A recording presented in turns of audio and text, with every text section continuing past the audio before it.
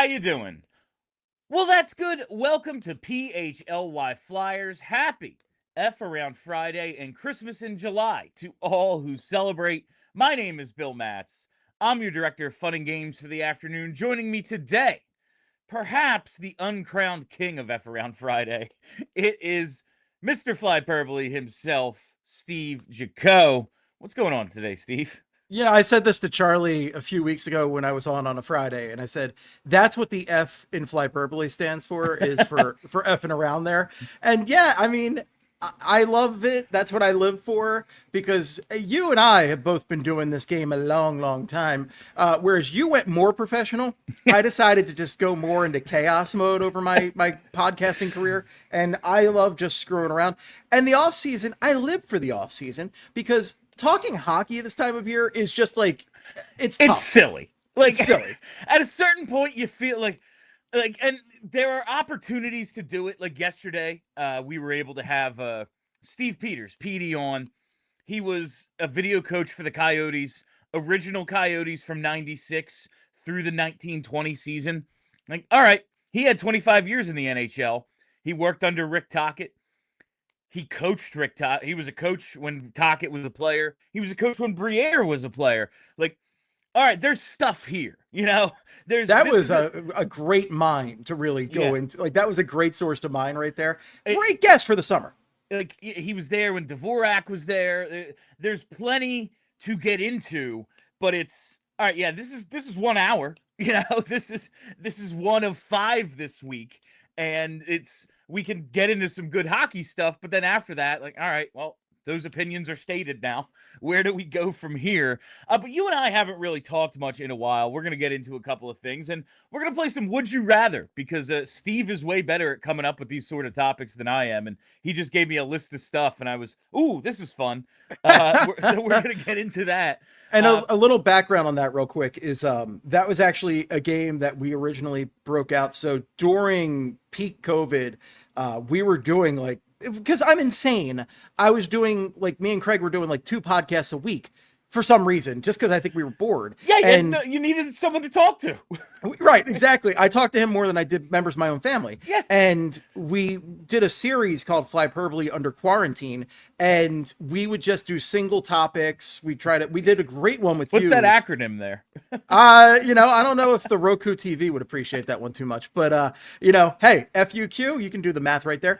But you were on a great one we did where we talked about flyerish non-flyers, like guys who just felt like they should have been flyers. Oh, yeah. I listened back to that recently. Actually, it was a blast. It was so much fun. But we would do topics, like single topics like that. And this was one that I didn't really recall doing, but it was in my notes and I thought it'd be fun to do today. So some Would You Rathers.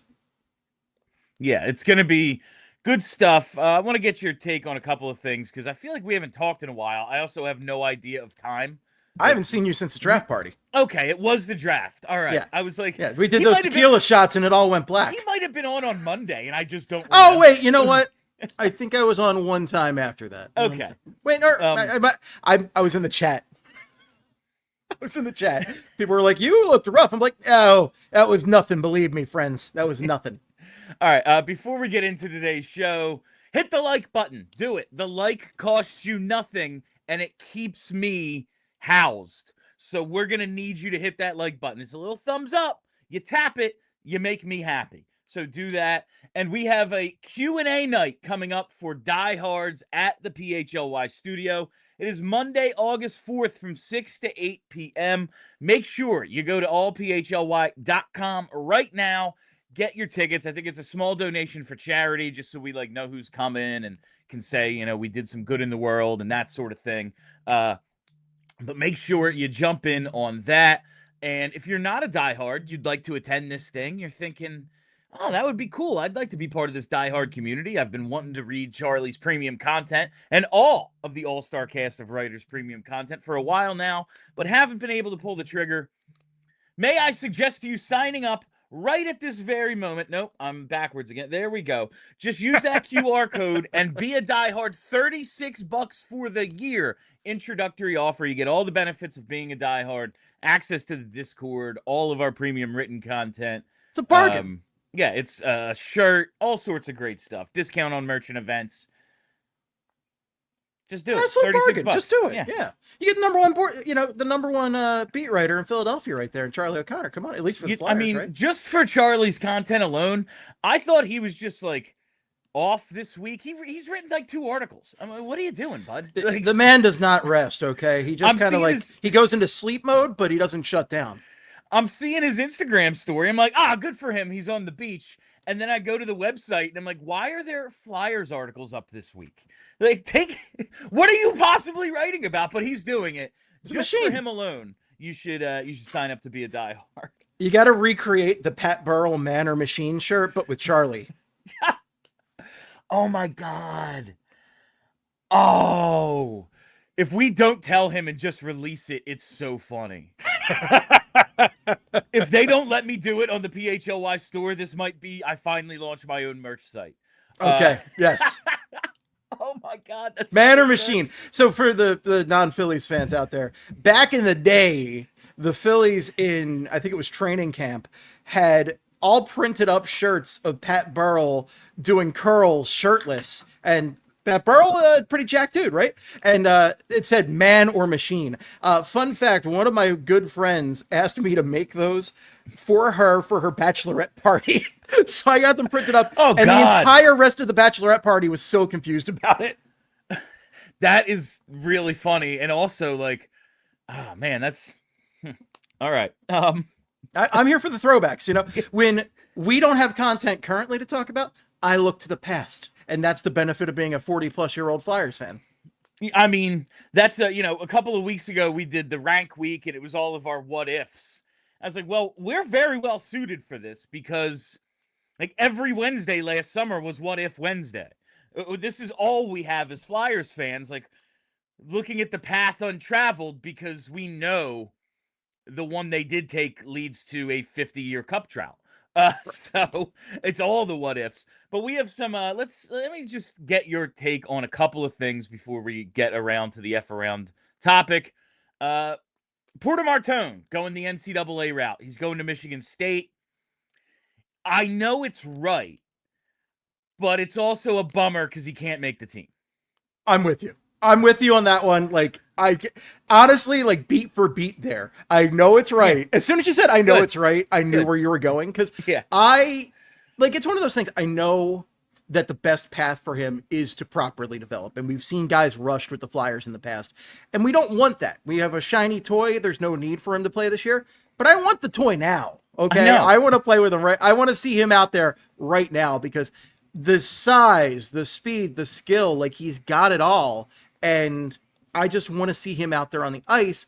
And I'm excited for this team. I know it's going to be a weird team. I don't know where the heck they're going to get in the standings. I don't know anything about what this team's going to do. And that's exciting. But Martone's not going to be part of it. A little bit of a bummer. But it is right. It's definitely the right thing. I think it's a good level of competition. It's very cool that he's going to play with Van Sage. Like, that's awesome. And he can develop some chemistry, with one of the young guys coming up in the system. And it's just, I want to see him now. And I'll watch some college hockey games, but like, I don't really want to. That's again, it's watching hockey. It's not like it's a chore. Right. But when you have to watch 82 games, especially of a team that's maybe not great. Now, I expect them to be better. Like, last year, at least we had the Michkov thing, like this year, but like you kind of want that new thing. And, I got to watch something else too. Like it's a little much, but I do see myself. Yeah. Like I do see myself watching more college hockey this year, but it feels like when my wife will tell our niece and nephew, they're twins about to be 8 in August. I got you something good and I'll get it to you. I'll bring it to you like tomorrow. And now they're just freaking out. Like, okay, we got to bring it over within the hour.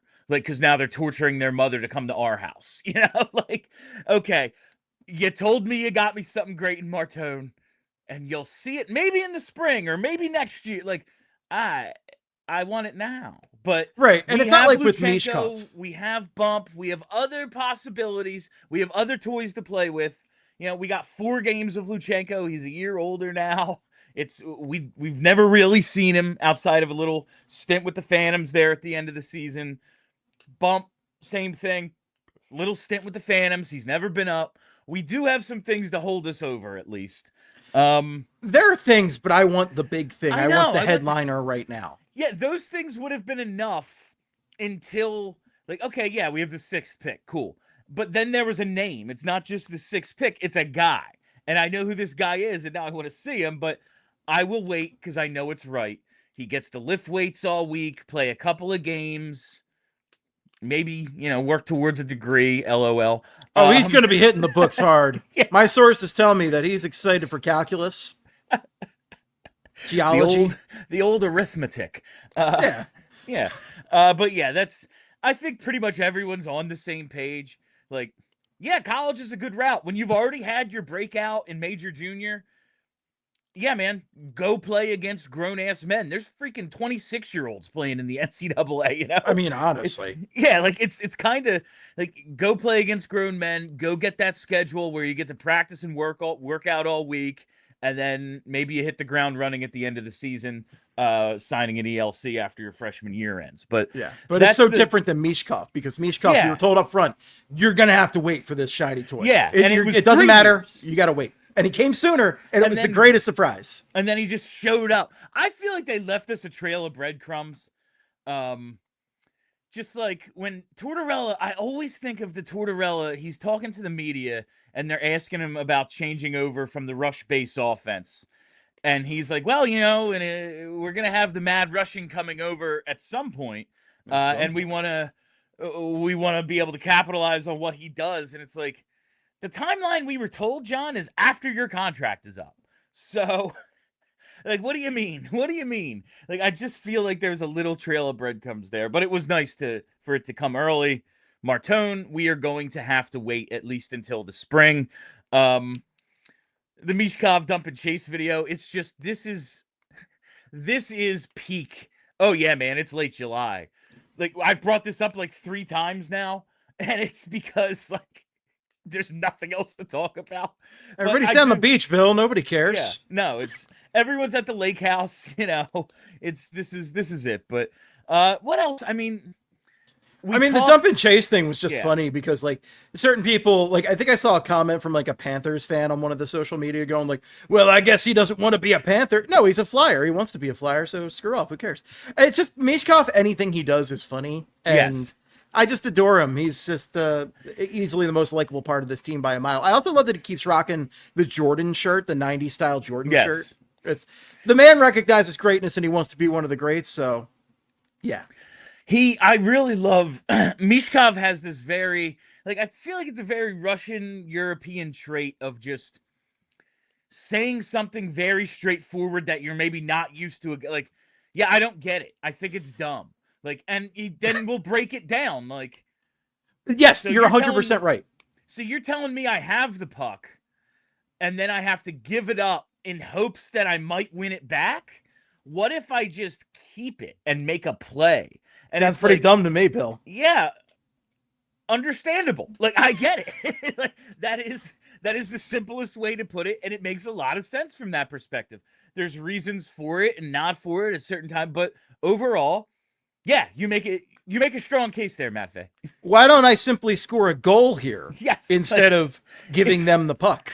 It's very much like, well, if I was them, I would simply do the right thing. Like, it's right. And that's just how he speaks.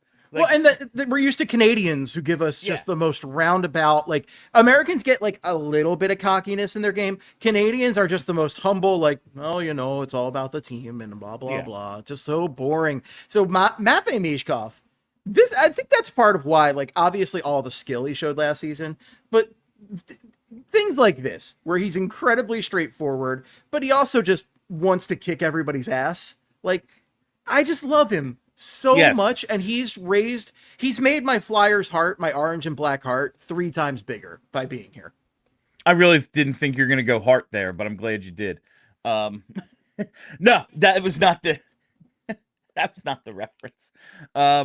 The Grinch, my friend, the Yeah. Grinch. I was Yes, going the Grinchy. Grinch. Yes, I understand it now. Yes. I'm all, glad all it's about not, that Grinch. I'm glad it's not an eggplant It's emoji. Christmas in July. It's It about is. Grinch. That Yeah. works. That works. If I had known, I would have worn a Santa hat, but it's also like 100 degrees outside. So It no. is. I am so happy we're working from home today, just so I didn't have to walk out to my driveway and then walk into the parking lot from the parking lot. That 8 seconds might have killed me. That would have been bad. I would have taken the bus. It would have been terrible. All right. Yeah, let's get into these would you rather, Steve. I think I have some good ones. I'm sure you'll be able to come up with some on the fly if we feel that necessary as well. You are Flyperbole after all. My first would you rather. I have some about the current team, some about past stuff. We'll get into it, but this is a current one.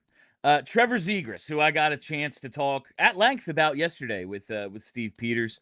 Would you rather Trevor Zegras become a good second line center? Let's call it 60-ish points.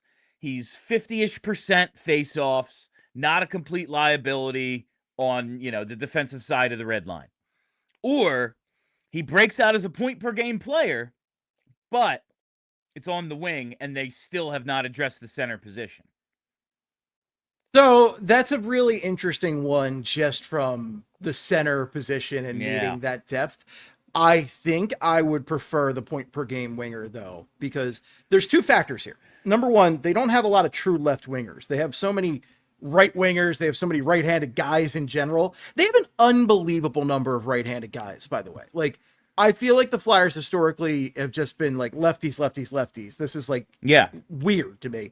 But I think given they could, and their one great lefty is like, no, I play the right wing.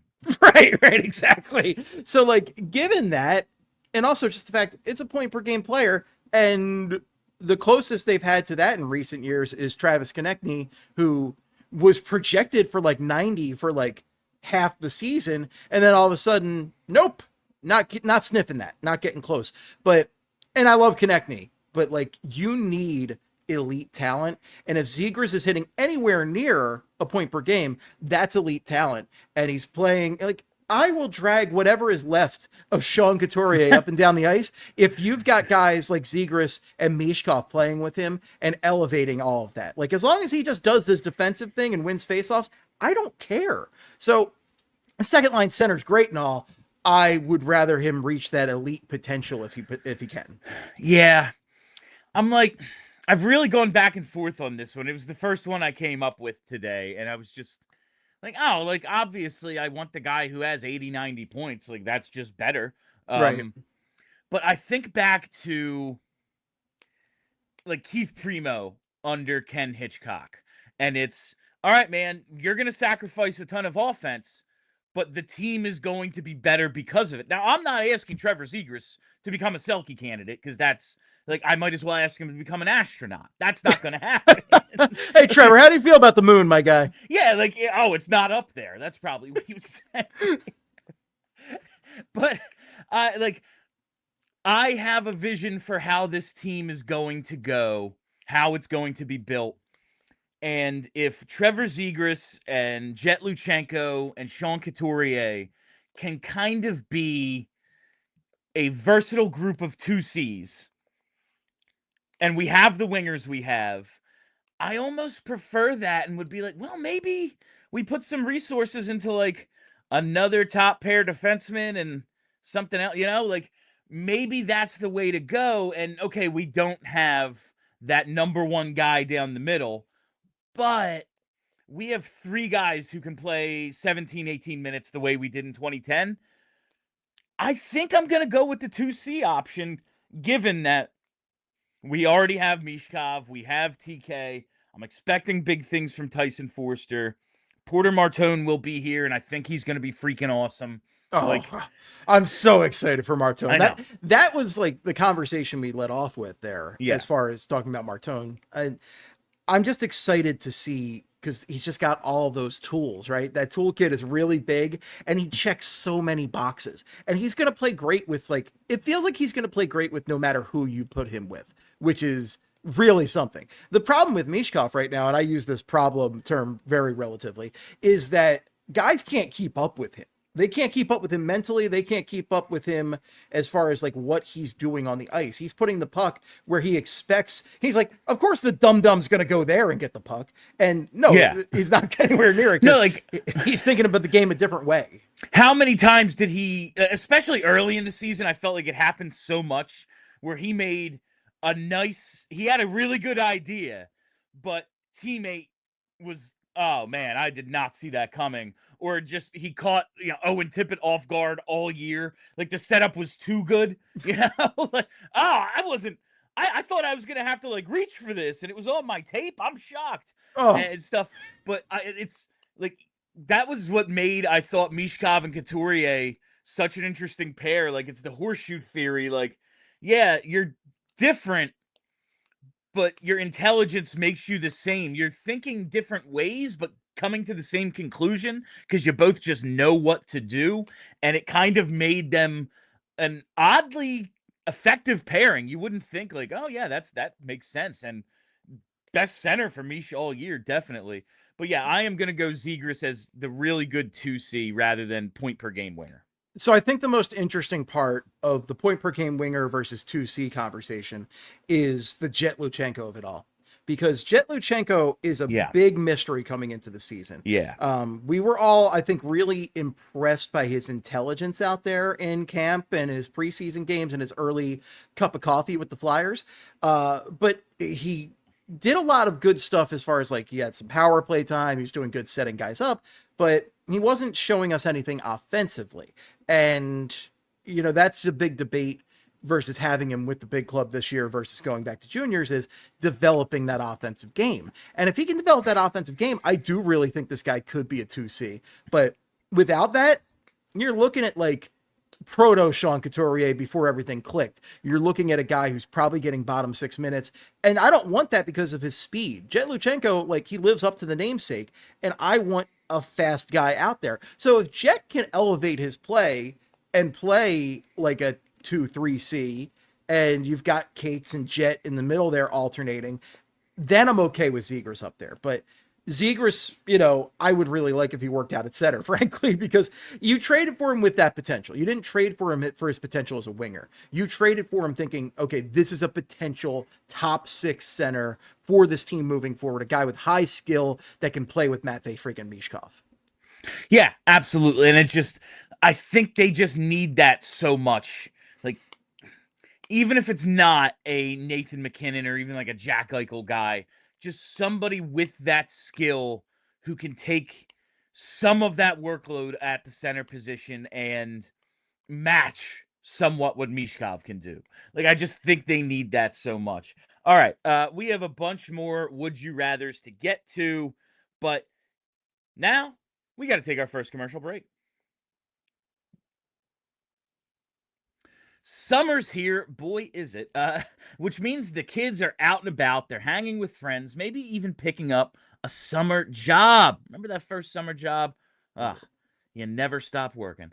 It's the perfect time to set them up with something that teaches real-world money skills and gives them a little freedom as well. It's the Greenlight debit card and money app. If you're a TrueMark Financial member, you can get a free Greenlight account for your kids or teens. It's a simple way for them to manage their own money, whether it's from a job, allowance, or even just some birthday cash. They'll get their own debit card. They can set savings goals, track their spending, and learn how to budget, all while you stay in the loop from your phone. You're still in control, but they get to learn how money really works in everyday life. I'm still figuring that out in my mid-30s, so maybe set your kids up for success ahead of time with this. So before that summer rush really kicks in, this is a great way to help your kids build smart money habits that'll stick with them long after the season's over. So head to TrueMark.com/greenlight to get all the details and sign up today. Don't miss the chance to set your kids up for financial success. And while we're here, let's hear from Pico. Charlie, I walked into my garage yesterday and it was a sauna in there. Yeah, this Philly heat, especially now, it's no joke. This humidity is here. So what I ended up doing, I got like 20 bags of ice. I went into my backyard, filled a baby pool with them. Nice little inflatable I have back there. Did a little cold plunge. Why didn't you just turn on your air conditioner? I'm trying to be energy efficient. I hear the cold plunges are good for you. You seem like a cold plunge kind of guy. And I'm trying to save a little bit of cash as well. Okay, well, instead of filling up a baby pool, and I don't believe you have any children, William, but instead of filling up a baby pool that you don't yet need, you could just check out Pico's energy saving rebates. They've got deals on Energy Star cooling equipment that actually work and cut your bills. So no more ice? It's the summer. Flyers aren't playing. They've already melted all the ice in the rink. Yeah, that seems like what's up. I'm going to have to check this out. It seems like the way to go, Charlie. Thank you. So just head to pico.com/ways to save. They've got tips for everything: heating, cooling, lighting, you name it. Welcome back. Charlie came back from vacation just to do that hit, and now he's back on vacation. That was super nice of him. Did Yeah. he get the ice? His disbelief that I have an inflatable pool in my backyard is honestly a little insulting. I didn't blink when you said that. They didn't blink for a second.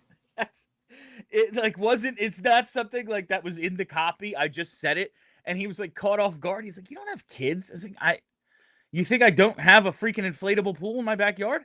Come on, It's hot. come on.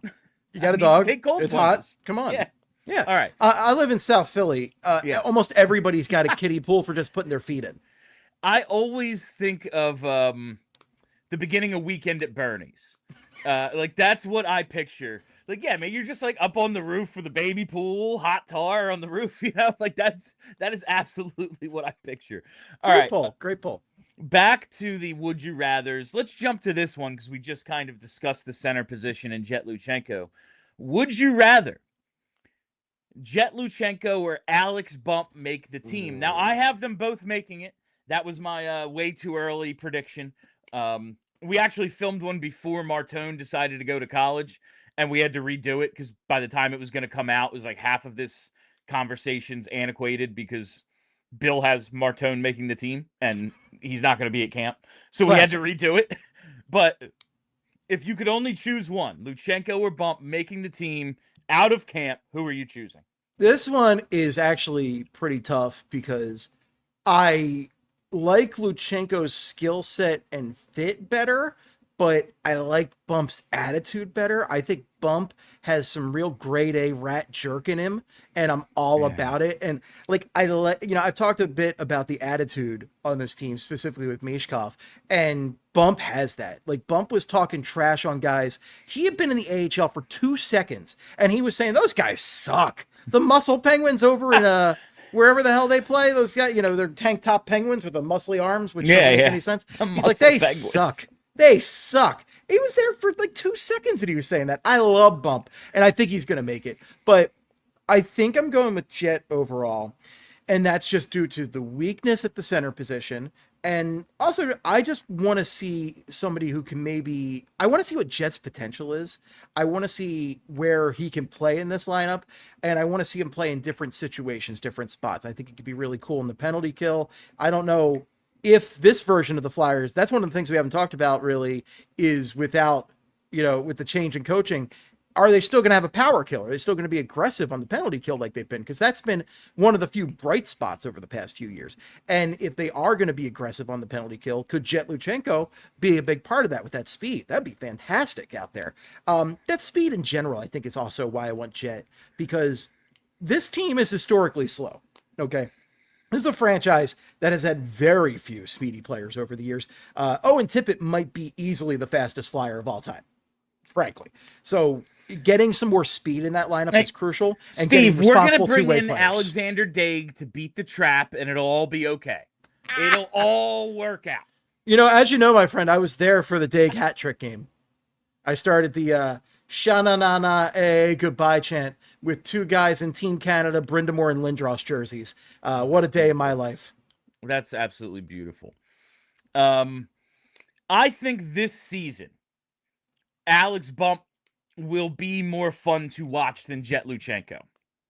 I agree with that. Like you said, just the way he plays, the attitude he brings. If this is like a pure aesthetic enjoyment conversation, I'm going to say Alex Bump. But it comes down to options for me. Alex Bump can go to the AHL. That's not an issue. he can just be there and work on his game for a few weeks, a few months, whatever, come up whenever. Cool. There's options. But Jett Luchanko is either making the team or going back to juniors, and I don't see any reason to send him back to a league where we know what he is in that league. Like he's got a putrid juniors team. Yeah, Guelph is terrible. He didn't really take a step forward in terms of offensive production last year. We've heard reasons for that. Oh, his teammates are bad, blah, blah, blah. Also, he was like a fourth liner on the World Juniors team. You know, it's we kind of just know what this is with him. I want to see him move up in his developmental path, and the only place for him to go, you know, it's if the new CBA kicked in right now and we had that exceptional status for a 19-year-old in the AHL, sure, that's great. Let him go there, and I'd probably pick Bump. Since it's not a thing, I want Luchanko on this team. He is right now, Steve. We did our ideal lineups for opening night. I had him at 4C in kind of the rookie Couturier role, but with the understanding we are going to find time for you on the second power play, on the penalty kill, on different shifts when we're shuffling lines around. Like, yes, you're out there with Garnet Hathaway a lot, but we find other ways to get you ice time, so it's not 8-9 minutes a night, it's 14. Yeah, exactly. There's going to be injuries, right? There's going to be slumps. There's going to be reasons to bump him up and down the lineup. And look, Garnet Hathaway, not an exciting hockey player, but you know what? He's a pretty good hockey player. I think Garnet Hathaway is a guy who can teach you a lot about the game, and you're going to play with different guys. Like, I think it's just good to have the experience, and I agree. I think putting him back on that junior team is a waste. It really grinds my gears that he can't go and play with the Phantoms this year, because that's where he should be. It's so dumb. I hate it. It just, I get that all the leagues don't want to weaken each other. Like, you take away from one and then the other becomes a bad whatever. But I don't know, man. This is a business. Like, I want the players that the organization has invested assets in to have the best chance of success. I don't care what happens to Guelph. If they fold, I don't care. That doesn't change my life a little bit, you know? So find another 19-year-old. Like, I don't care. I don't care. I don't care. So that's it is very annoying. If all things were equal, I would choose Bump, but because of the options, I'm going Luchanko, because then, like, you don't have a chance to get him until after the season. So yeah, exactly. That doesn't interest me. Him going back to the OHL does nothing for me whatsoever. That said, I think Bump's making it. I feel really good about Bump. The way he wants this bad, and I love that. I don't think I'm penciling him in the way I did like Tyson Forster a couple of years ago, because like he'd got that brief call up and Tortorella fell in love with him, and it was basically, unless you punch Tortorella's horse, you're making this team. You know, like the thing about Tortorella's horse is that it punches back. He punches back, yeah. Like, and I don't think that's the case for Bump, but like Charlie has said a bunch, I just expect him to continue to impress. And when that happens, he's going to make the team. It's not as if we have a bunch of really good players blocking him. There's a reason they were the fourth worst team in hockey. Like, it wasn't an accident. It's not a difficult path. All right. So yeah, I expect Bump, but I would choose Luchanko. All right. Let's go to this one. Jamie Drysdale. Would you rather Jamie Drysdale becomes basically Shane Gostisbehere? Let's call it sheltered third pairing at 5-on-5, effective, but role player. But he's running a power play and he's putting up 45, 55 points a year. But along with that, Cutter Gauthier becomes a perennial 35 goal scorer. Or would you rather both are just mediocre through their primes? So this could just How be much me. spite do you have inside of you? I have a lot of spite, my friend. Yes. I have a lot of spite. I am a true hater. And this could just be because misery loves company. But I'm kind of going with mediocre through their primes. There's two factors here. Number one, I do love Drysdale becoming a Gostisbehere type, but we also have seen how this team treats Gostisbehere types, and I don't love that. I would like Those are the first Drysdale. ones blamed. When things go wrong, well, it's because he's soft. Like, I don't know, have other guys who are better. Like, I mean, honestly, it's like when the team signed James Van Riemsdyk and then didn't use him how you were supposed to use him. Because Van Riemsdyk worked with Toronto because they were giving him sheltered third line minutes and power play time. And they're like, I don't think we're going to use him on the power play. Okay. Good job. Good great work. job, guys. So the thing is, like, I don't have confidence that the Flyers are going to treat a new Gostisbehere like that. I would love to see him put up offensive production like that. If I'm frustrated with one thing about Drysdale, and believe me, there's reason to be frustrated, but I thought he improved his game a lot last year. Yeah. But he's still not putting up offensive numbers. A lot of that you can maybe blame on John Tortorella's system, because Torts' system does not allow for a lot of offensive expression from the defensive end. Which is weird, because, like, he wants the defenseman active. We see it so much. But outside of, like, a couple of first halves from Travis Sanheim, none of them have scored. No. Like, even Sean Walker that year, we thought he was just, like, awesome. Like, look at the points total. It wasn't crazy. Like, yes, he scored a decent number of goals for a defenseman, and a bunch of outlet passes became shorthanded chances, on the PK. But it wasn't as if he was gonna put up 50 points. Like, that's not what was happening. And it was a little weird. Like, he wants the defenseman to basically be rovers, but there's not a ton of production. I don't know. It's something I'm looking more for from York, Drysdale, the whole group this year, to see if that changes a little bit. I'm hoping that changes, because I think that could really help elevate the team if they can get that production out of them. But my hate for Cutter is really what drives this towards mediocrity, because when it still drives me nuts that he won't say what happened, but he'll allude to it in, like, really mysterious, enigmatic ways. If you just knew the story, tell us the story. Did you sign an NDA? Yeah, like, while I am absolutely a huge Flyers fan, my hatred for this team also runs very deep. And if you tell me a compelling story about how in the wrong this organization is, I am prepared to believe it. Like, because this is an organization that we saw them tear the sea off Eric Lindros on TV. Purposefully in front of the media. Yeah. They almost killed Eric Lindros. Yeah. I'll believe anything. Yeah. Tell me what it is. I'll probably believe you. I am forced to believe the Jonesy Briere version of this story, because it's the only one. It's the only version. Yeah. But, like, I think Drysdale, maybe not a chemo team and in ceiling, but perhaps a little closer to that than Shane Gostisbehere. Like, just more of a top four, but second pair. More of a top four guy than a third, I think, is Drysdale's ceiling. I agree with but that. From what we've seen to this point, maybe he takes a huge jump this year, puts it all together, and we're like, hell yeah, this guy rules. But from what we've seen to this point, if he just becomes this Gostisbehere type third pairing, good scoring, but you have to figure it out at 5-on-5 a little bit, get him with the right partner, all that. That's the best we can ask for at this very moment. I think I'd take it, and it has a lot to just do with while I wish the worst for Cutter Gauthier, I do hope one day we have a Flyers-Ducks Stanley Cup final. It would be fun. It'd be a lot of fun. I mean, you've got all those storylines. I just want to be in the Stanley Cup final, frankly. Yeah, That's all I care about. Yeah, I would take it against Utah. I'll take that what if.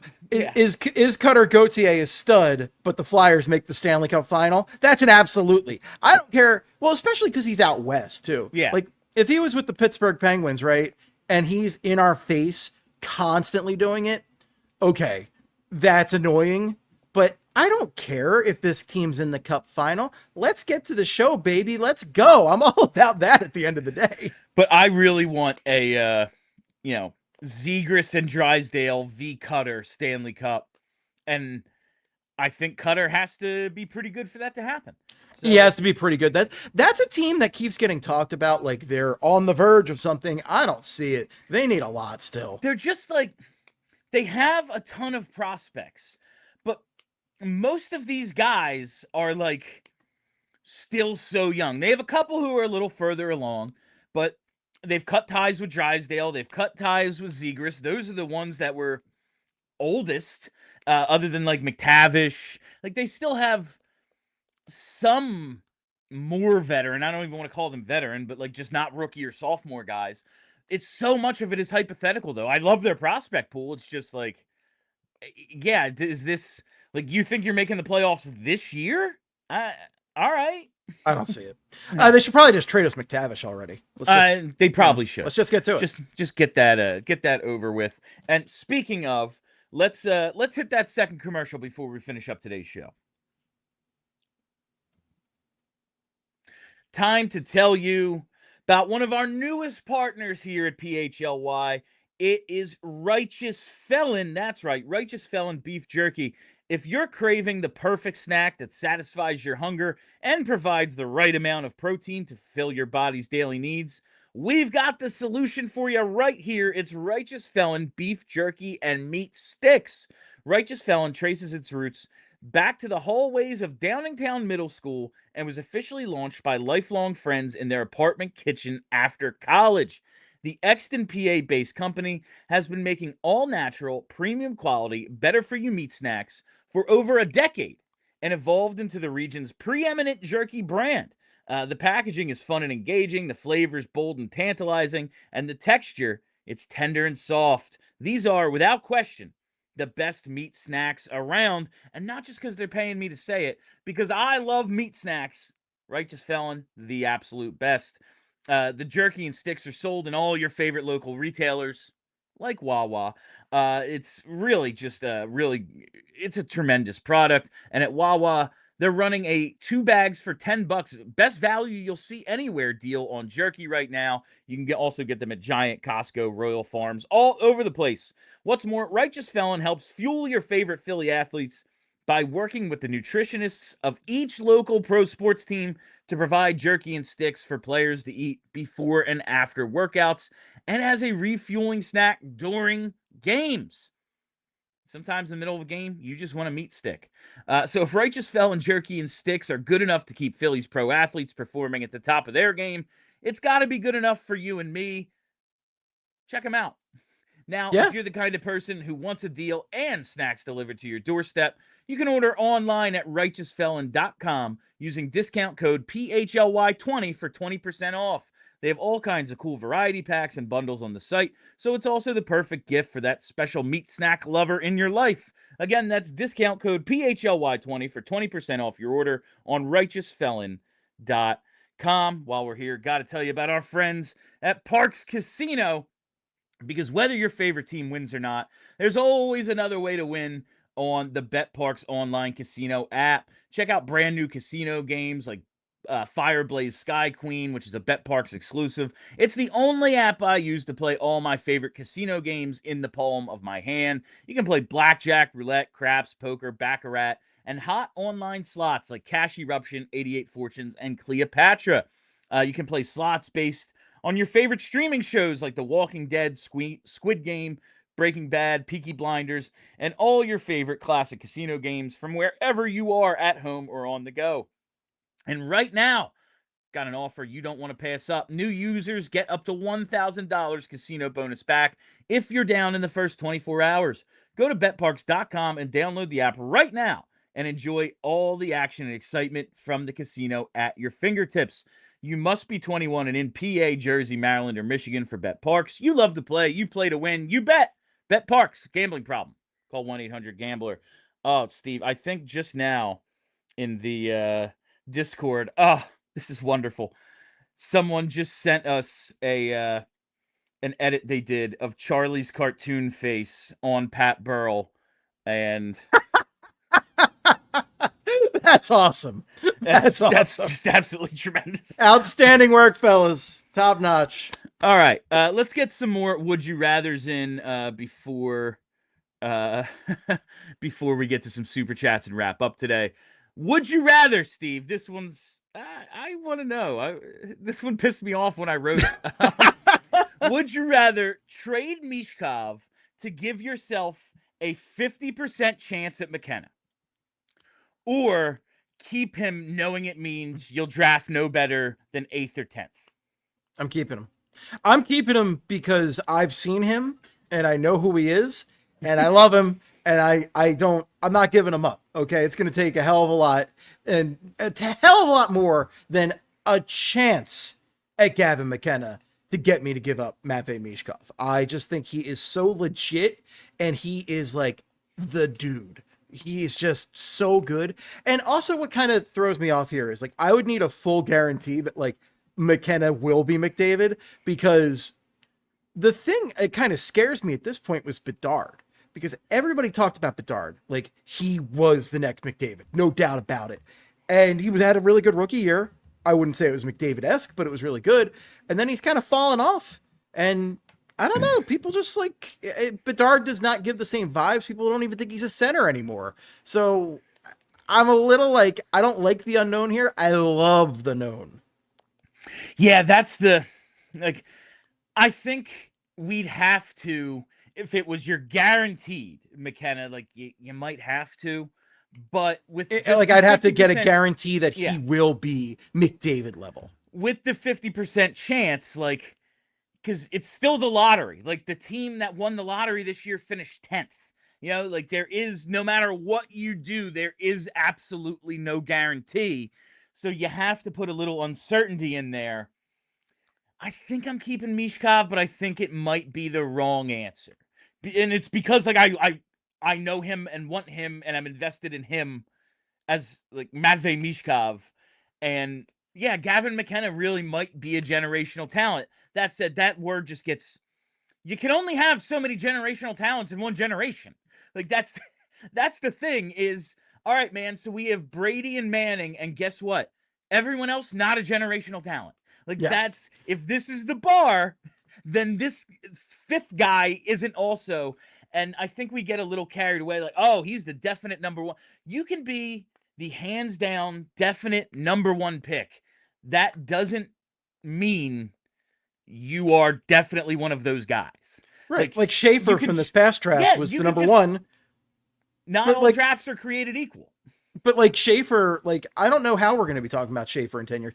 We could be ultimately saying Misa was the guy. We could be saying that Martone was the best guy from that draft. It could be Hagens. There's a number of guys it could have been. I mean, look at our most infamous draft of all time, the Nolan Patrick draft. Nobody thought in that draft that Cale Makar was going to be the consensus best player from that. And he is definitely the best player from that. From what I have heard, because Colorado was, they are like the 07 Flyers. Like, how did we not win the lottery? Colorado was so bad, and they were furious when they fell. And it's like, well, you got Bobby Orr. We got a guy who isn't playing and wasn't even great when he was. They got Bobby Orr, and they already had Mario Lemieux. So great. Exactly. Yeah, that's the, like, nobody. I do remember, like, specifically one time a single mailbag question on BSH radio that was like, hey, should they be looking at this Elias Pettersson? Like, no one ever mentioned Heiskanen, who apparently that's who the Flyers scouts, if Hextall hadn't closed the door, would have been like, I know Bobby Clark said it was Makar. It was never Makar. I don't believe him for a second. No, not for a second. Not at all. Sorry, Clarky. Clarky's right behind my shoulder. I don't believe him. Yeah, don't believe it. Why would he know that? Like, really? Why would he know that? Because he wanted to talk some trash. He didn't know who Claude Giroux was when they drafted him. Like, you know, he didn't. That's an all-time clip, by the way. Why would he know Cale Makar? But like, no one ever said Makar. No one ever said Heiskanen, apparently, except for some of the scouts that were trying to tell Hextall, like, just because he played for the Wheat Kings doesn't mean we have to. But that's it. It was a two-player draft. It was Patrick, and then Hischier came out of nowhere, and suddenly it was those two, and that was it. And so the Devils, if they redo it, you better believe they're getting Makar first. Yeah, and Hischier is awesome. Like, he's really good. He's the captain of the friggin' team, you know? Yeah. Like, but they would pick Makar first because Makar was the general. You never know in a given draft. So that freaks me out too much. I'm going with the known. I love Matvei Michkov. He's the dude. I think he is a stud. I ain't trading him for a chance at a lottery ticket.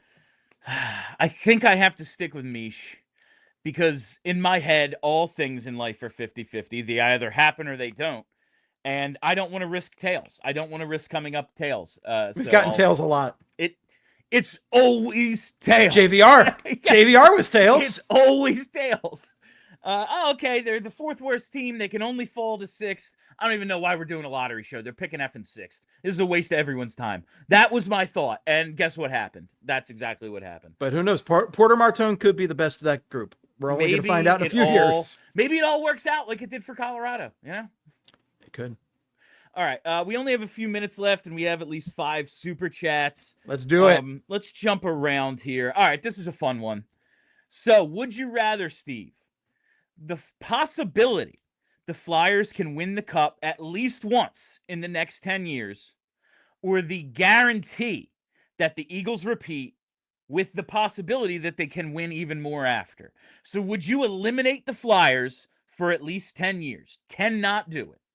For a guaranteed back-to-back and potentially more. This is rough. I think I'm going to go with the possibility the Flyers can win the Cup, and that's solely based on the fact that I have now gotten a miraculous 2 Eagles Super Bowls. Go Birds.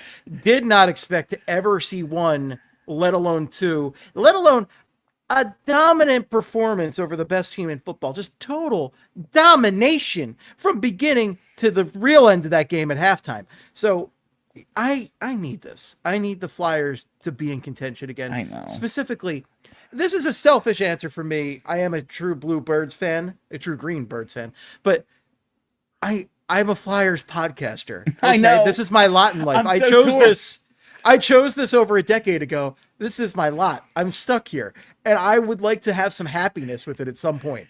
Like, I am so torn because this is our chance. Like, the Eagles going back to back and continuing this wave of consistent excellence. Inner excellence. We finally get it.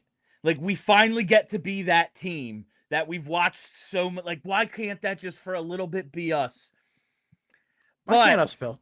Steve, can you imagine in 2035, we're doing this, and the Flyers haven't even got to a conference final? I won't be doing this. I think I'm done. I think I have to choose the Eagles. I think I have to. I know we've already got the 2, but like there is like the Flyers have had a chance for 50 years and haven't done it. The fact that they simply have the chance to do it, they probably won't. Like, what are the chances they win one of the next 10 Stanley Cups? 5%? Real. Believe me, thankfully this is not a real choice we have to make. I know. Because like it's I don't want to make it because do I want an Eagles Super Bowl? Absolutely. I want all my Philly teams to win and rub it in everybody's face in the most obnoxious way possible. Yeah, I was saying this when I was on the Gargano show filling in for Anthony last week. Great job, by the way. You've been fantastic on that. Oh, thank you. I kept the train on the tracks the best I could. I am uncomfortable with the role the Eagles have played, especially in their 2 Super Bowl wins, because they've run into evil empires people are tired of. And so we're the baby faces, and I hate that. I want everyone to be so mad that we won. Like, oh my God, they threw batteries at J.D. Drew's grandmother. Like, I think they set his dog on fire and they win a Super Bowl. Yeah, like that's what I think. That's what I want. Jalen Carter ripped a man's head off. Yes. Like, oh, Jalen Hurts, man. He kicked my dog. Like, he kicked my dog and then he didn't throw the ball. He ran it efficiently. Yes. Not a top 10 quarterback. I like when they hate us, and I'm uncomfortable with this role. But now I think it's coming around because, like, they are a super team, so everyone's gonna start hating us again. If they repeat, people are gonna hate us big time. Oh yeah, that's one of the reasons I'm choosing Eagles is because that puts us into bad guy territory again, and that's where I'm most comfortable. Bill loves a heel, folks. It's the best thing. It's not enough that we win. It's that you're upset that we won. That's what makes me happy more than anything is their misery. Because I've lived through enough of this, you know. I saw the Giants beat the undefeated freaking Patriots. Like, really? Yeah, the Giants with and the Eli. guy got their key play in the Super Bowl was getting a football stuck in a helmet. I mean, come on. Yeah, clear stick 'em, obvious cheating. Clear but stick hey, 'em. Yeah, what do I know? What do I know? Yeah, so I'm gonna go Eagles. Let's do one more of these. We can save some for another. Okay. Flyers permanent home jersey is the 50th anniversary with the gold trim, or that video game looking chrome logo orange jersey from the early 2000s. Permanent home jersey. So one of them has to be the permanent home One, jersey? You have to choose the lesser of two evils here. I hate this one the most. I know. Those are my bottom two. Bad choices, yeah. Those are my bottom two right there. Absolutely. I know some people, specifically BSH's Ryan Gilbert, have a soft spot for that chrome jersey. That chrome jersey sucks. There is no rhyme or reason to the design choices on there. The sleeves are insane. I have one of those upstairs. The sleeves are insane. They make like weird, like stripey, not even stripes. Like they're like weird, like diagonal, like sword patterns. I don't get it. I think somebody was blind when they designed that thing. But the gold one, it's just I'm going with the gold one, but I hate it. Like it's so generic. Yes. Like I guess the argument for the chrome one is it's unique. I've definitely never seen another hockey jersey that looks like that. I really despise it though. I think like I have one upstairs and every time I wear it, it feels really bulky and weird on me. It was very well made by CCM, however. Oh, that's it. Like it looks like a wool sweater. Yeah. That thing just like you see them on TV and they're like, it's no wonder we lost. Like they're wearing a 9-pound jersey on the ice. I'm going to wear it next StreamYard show I do with you. Those jerseys, while they were my least favorite, Kelly reminded me of the 50th anniversaries this week because Kevin Kurz, The Athletic, did best and worst jerseys for each team. I saw that. And he had the like 72, 73 home whites as the best, and they are so clean and cool. They are clean. Not my faves though. I don't know if they're my favorites, but I'm an 80s, 90s look guy. The orange and the home and away 80s, 90s elite. But I really like the 70s jerseys. They're great. I think I'm probably there with you, but there's definitely an argument for the 70s. But he had the worst as the chrome logo orange. And I was like, I agree with that. And then Kelly brought up the 50th anniversary. And those are just ugly. Whereas I think the chrome logos. The video game ones are obnoxious. And I will take obnoxious over boring. That's true. That's very you. They've grown on me. I mean, they've grown on me over the years. Like I see one now in the wild. I'm like, oh, well, you're a real fan. Like you have a Brashear or an Amante chrome jersey. Like, hell yeah, bro. I have a Forsberg upstairs. Forsberg. Perfect. Like, yeah, we could be friends. You got a Donald Brashear orange, 100%, man. Let's go get a beer. Where I have one of the 50. They are Brashear all the time. They're always Brashear. It's always Brashear. Yeah. It's like there's probably because that was the Brawl jersey with the Senators. That was the Brawl jersey. There's probably like 11 of them roaming the Wells Fargo, the Xbox now. Every time. It's gonna take a while for me to get used to this. There's probably like 11 of them roaming, and 9 of them are Brashear. Yes, and like absolutely. one Amante and one Forsberg. Yeah, like that's what it is. Exactly. It is more interesting, but I think if I had to endure one, they both suck. If I had to endure one, I'm going with the gold one. I hate it so much, but I think it's the less offensive to my eyes of the two. It is busy. Like it is freaking a busy jersey. So busy. There is so much going on. All right. We had so much going on today that we got to throw it to overtime for super chats. If you are part of the TV audience, head to allphly.com to finish up the show. Okay, here we go. We have at least 5 super chats. Ethan, if you would be so kind as to get these started for us today. What champs these listeners are sending super chats in on Friday, July 25th. We've had a couple of people sending like $10 and $20 over the last couple of days. I'm like, thank you. Thank you for even tuning in, first of all. Like, you're watching a Flyers daily show at the end of July when there hasn't been news in 2 weeks. Hell yeah, thank you. I took last week off. Yeah, like, geez. keeping my dog well fed at least. From DPhil9, new job, back to watching live. Happy F around Friday, y'all. This is what we love to see.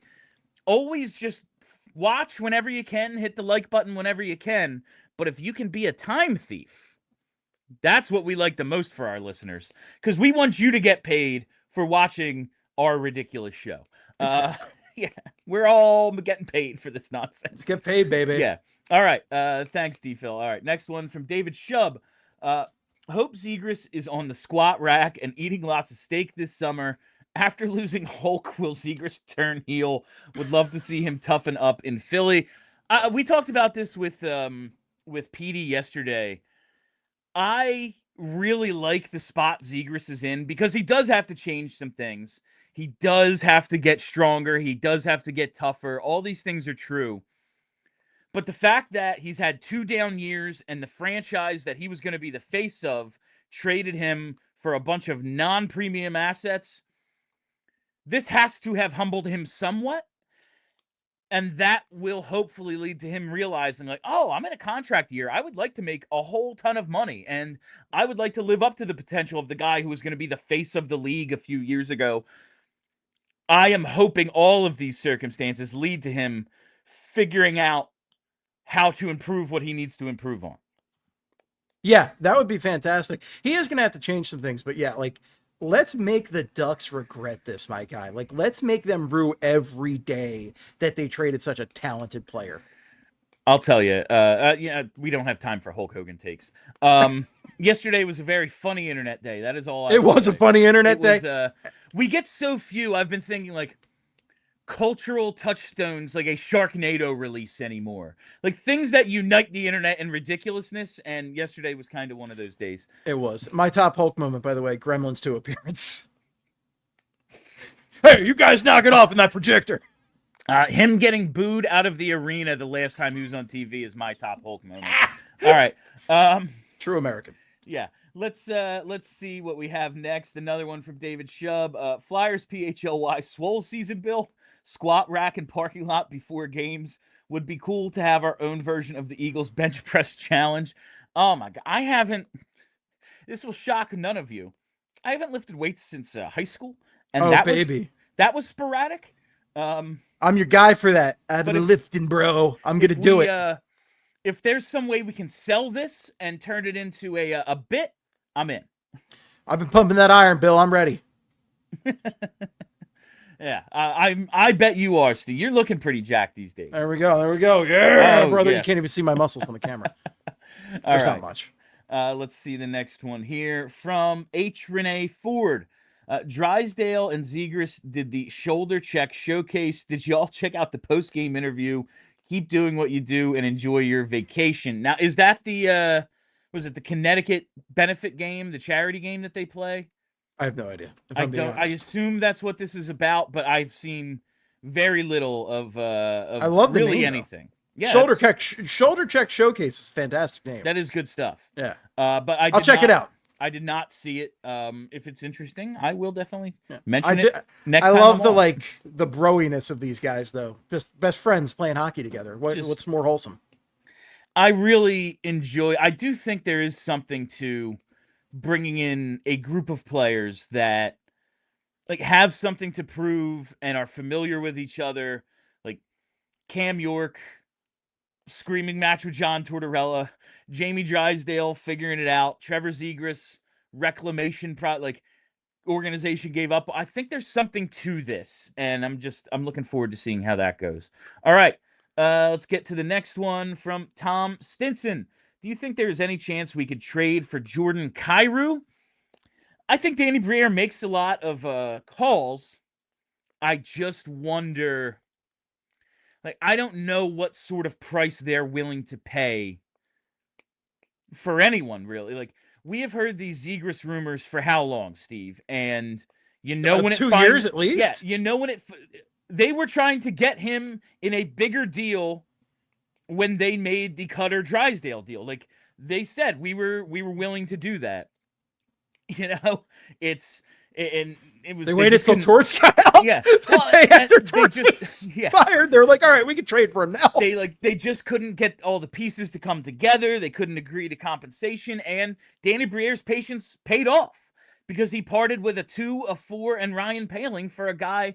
Listen, we don't know what Zegras is going to be, but the upside is so high, it is so worth it. But God, it wasn't even no brainer. Absolute no-brainer. Oh, No, like, I have to give he up had Ryan to do Paling it. and a couple draft picks. Who cares? Even if he's not crazy about Trevor Zegras, it's like at that price, we have to give it a shot. Absolutely. So Kyra's interesting. I mean, I like the goal scoring totals. He's had 30 plus the past 3 years. So you could always use more goal scorers. But yeah, I mean, it's one of those, depends on the price. I don't see it right now, but never say never. that's when we get to this point, I don't expect moves until Thanksgiving now, American Thanksgiving. Yeah, we're not talking about Canadian Thanksgiving. I'm Yeah, sorry. of course. It's Philadelphia, PA, guys. Come on. I don't expect moves until teams start to panic because they're a couple points out of the playoffs at Thanksgiving, and that's when, like, hey, if you're 4 points out at Thanksgiving, you're not making the playoffs. Basically, that's the way it goes. Now, this, like, 4 points out at that point, I think only the Sharks were out of it this year. Like, that just means you're freaking terrible because everyone has the same record for the first month and a half of the season. But, like, I think we see moves then, and then very few before Olympic deadline, that whole timeline there. So if it were to happen, I wouldn't expect it until at least the late fall. The GMs are at their lake houses now. They ain't working. They ain't working. The boys are at the lake. They ain't doing anything. Yeah, everyone is on the cottage. Drinking those Labatt's. Yeah, we've seen the post. It's one beer or one drink held out in front of the lake with the sun going down. And that's Bobby Margarita brand canned margarita. It is the, like, equivalent of the out of office email, basically. Everyone sends it out, and it's like, I'll see it in September. Leave me alone. Exactly. That's very much what it is. All right, this was fun today, Steve. As I guessed, we only got through about like half of these hypotheticals, so maybe we do this again in a Friday in the future. Love having you, but that is all the time we have for you on PHLY Flyers today. Thank you all for listening. Thank you for hanging out. If you haven't already, got to hit that subscribe button. Follow us right here on YouTube and hit the like button, damn it. Hit the like button. But set that reminder bell as well so you get notifications whenever we go live. Follow us on all the socials. We're on Twitter at PHLY_Flyers. And follow the podcast wherever you get those. Just search PHLY Flyers. And check out Flyperbole. They're doing great work over there with our friends at Broad Street Hockey. Yeah, half this last episode was talking about Ozzy. So. Oh, yeah. Well, there you go, man. I mean, that's... What else would you rather do? Come on. Let's talk about Jett Luchanko in the fourth line or Ozzy. I know I've been listening to Blizzard of Oz nonstop for 3 days, so yeah, really brought me back to middle school. Paranoid nonstop, but thanks for having me on, Bill. Always a pleasure. Right. Thank you, Steve. I am Bill Matz. That is Steve Jacot. Till next time, be excellent to each other. We all silly like the mayor.